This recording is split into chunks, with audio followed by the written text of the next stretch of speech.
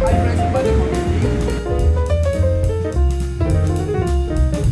Dear friends and buddies, thank you for your patience.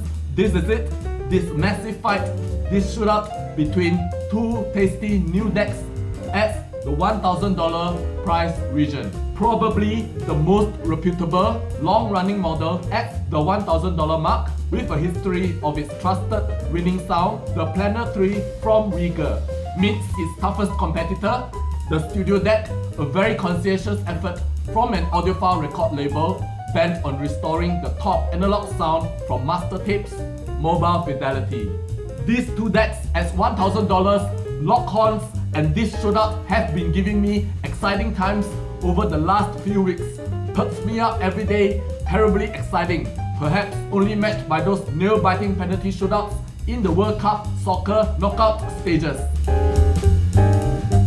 To make sure that we are fairly and truly testing the two decks, each with its tone arm, bearings, spindle, motor, platter, plinth, and that Rega doesn't gain an advantage by having higher quality captive phono cables while the MoFi uses stock phono cables, or that the MoFi profits from having a higher performance phono cable being plugged in, the StudioDeck is fitted with the same model, low capacitance, high performance phono cable from Rega that I had bought for this test.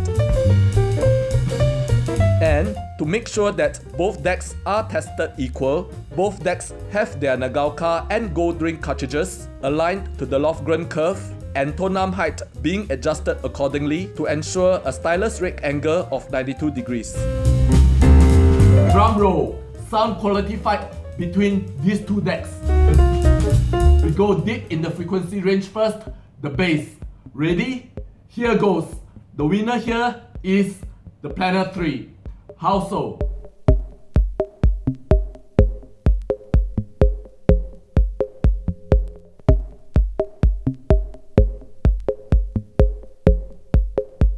The P3 packs a better bass punch, better bass dynamics, and it goes deeper as well.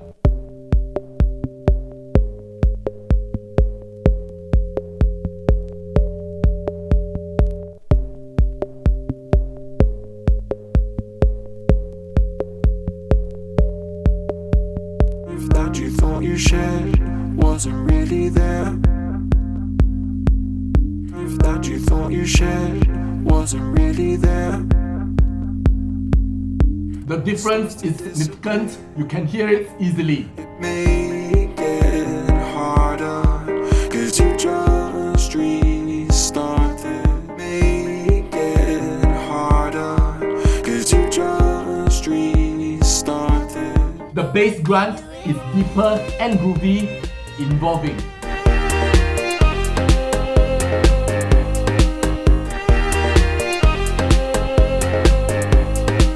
If the friend that you thought you knew wasn't really true, it just existed in your head, the reflection knew. And if the friend that you thought you knew wasn't really true, it just existed in your head, the reflection knew. High frequencies, treble, here is where things start to get very interesting, or perhaps some may find it boring technically. Okay friends, the P3 and the StudioDeck match each other, go neck to neck in the treble sticks. Both their extension and refinements and detailing are the same.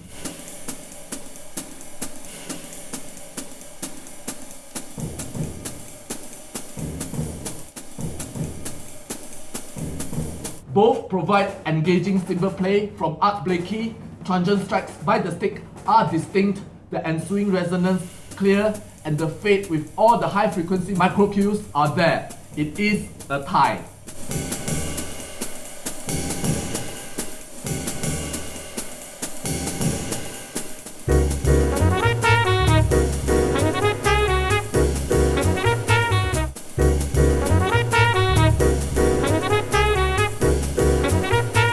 How about the mid-range?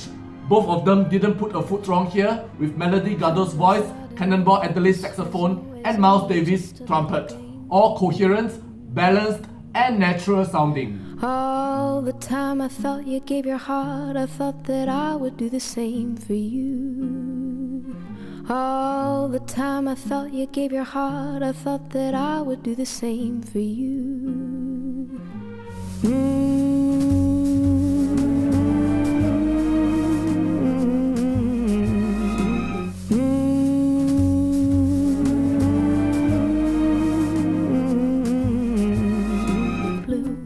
I would never let the sun forget to shine upon your face. Blue, I would never let the sun forget to shine upon your face. Wait out, wait out,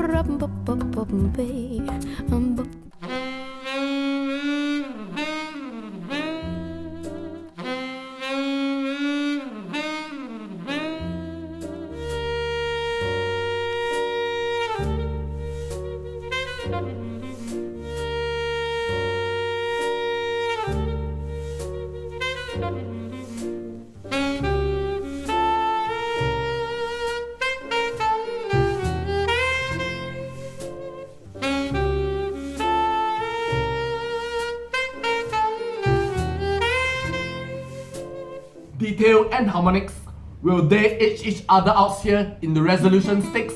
Conducting the auditions and these following tests have been tedious and exciting at the same time. Friends, here are the findings. What do you hope for? Duke's guitar, the delicious sting of the plectrum plucking on string, clear, and the twang and zing of string and body resonance are reproduced in sumptuous colors or in equal resolution by both decks. It is a tie.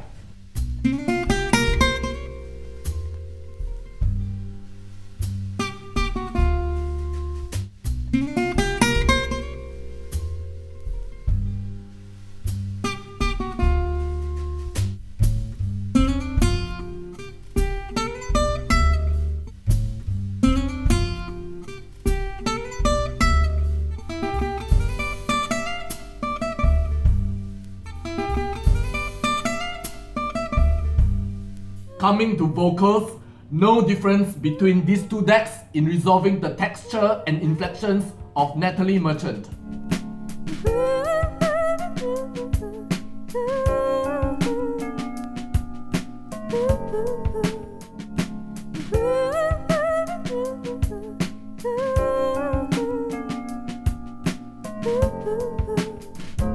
Go west, paradise is there. You'll have all that you can eat. Go west, paradise is there. You'll have all that you can eat. The dizzy height of a jet set life. You could never dream your pale blue eyes. The dizzy height of a jet set life. You could never dream your pale blue eyes. We also enjoy the same degree of invigorating harmonics translated by both decks, feeling close and deeply in touch with Stevie's yearning. You make me smile. You make me smile. You make me smile. You make me smile. This only happens when you. This only happens when you. Brass wins. Again friends, an absolute tie here. The MoFi matches the Rega's showcase of reed truncheons, and in both cases, the burnished tone of the saxophone is speckled with the same level of kaleidoscopic harmonics. I like what I hear from both. Zero difference between the StudioDeck and the Planner 3.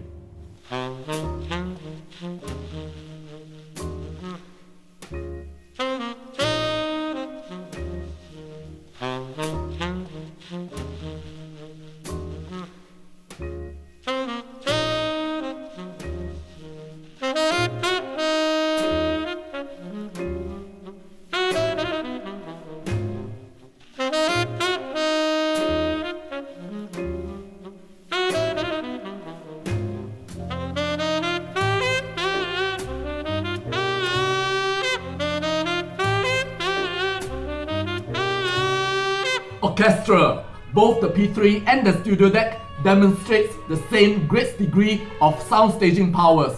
Imaging and placements of different instruments clusters are precise and delectable, and we hear very clear individual harmonics from different brass winds and string sections.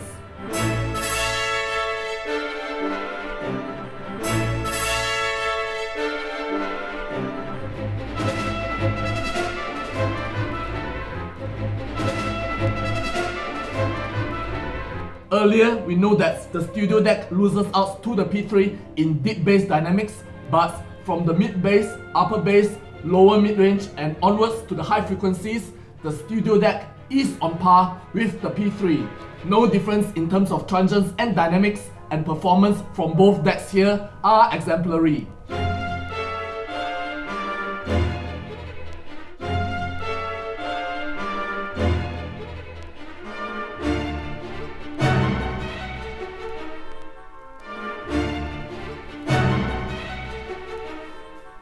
Triangles are delicious, sounding crystalline, fine and clear from both decks.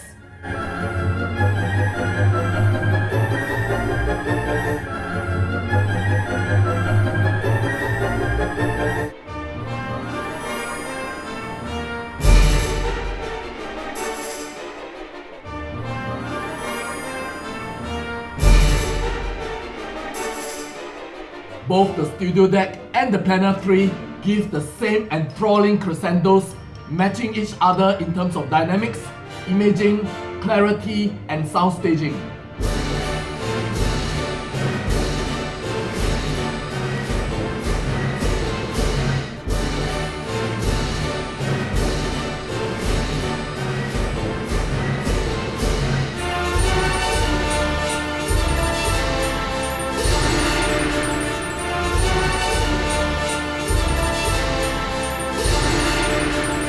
The same stirring string harmonics showcased on a spacious, wide open and deep soundstage on which flashes of drums appear and excite. Both decks accomplished.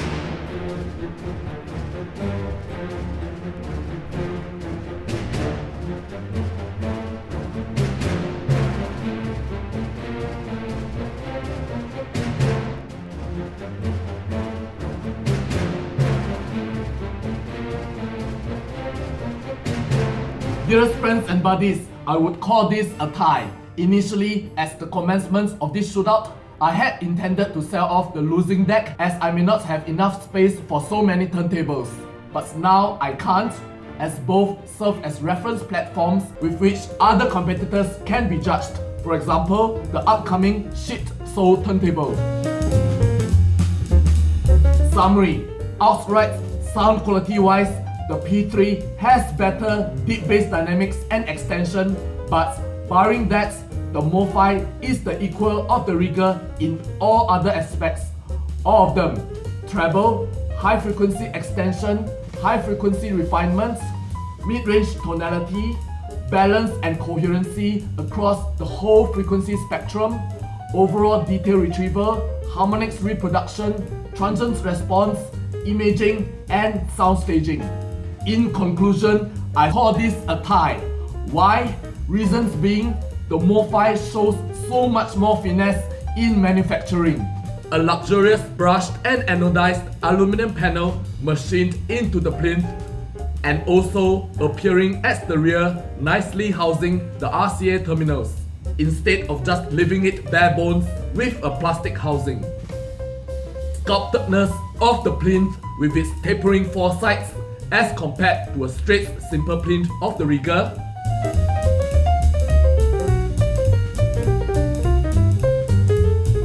The MoFi also has a beautiful sculpted and tinted dust cover with smooth edges.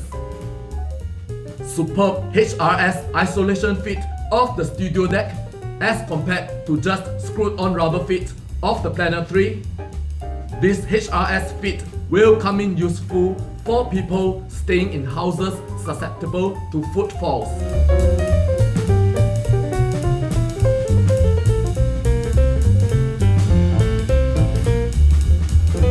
Thus, with the Rega, one would need to install the Rega wall brackets preferably. Flushed, glossy underside with no protruding motor.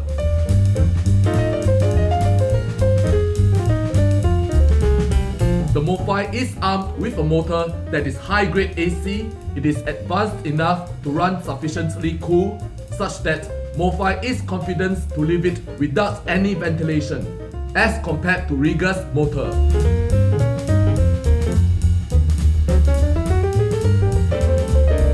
Flushed underside again with no protruding spindle as compared to Rega's one.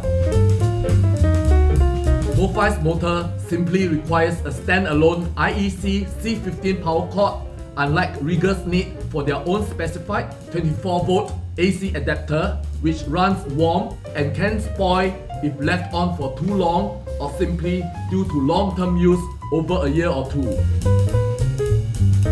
The provision of RCA terminals on the StudioDeck as compared to captive leads by Rega. The MoFi makes the Rega look a tad shed-like in construction.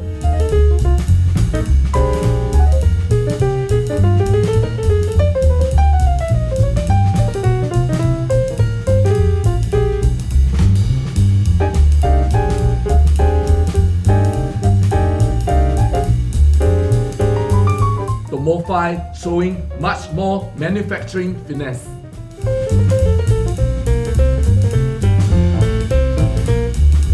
And friends, one of the main bugbears of a Rega deck, one can't close the dust cover if the tonum base is raised by spacers.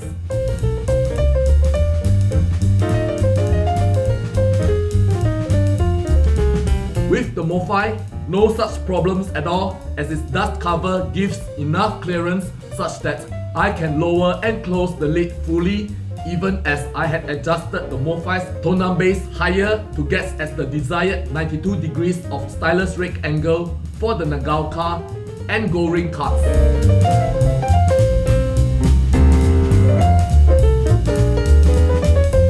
However, we must note that the Rega has an upper hand over the MoFi in that Rega enjoys a whole array of aftermarket modifications, groove tracer subplatter upgrades, belts upgrades, external PSU counterweights that match the cartridge altitude level of mass. It is a tweaker's paradise when one owns the Rega.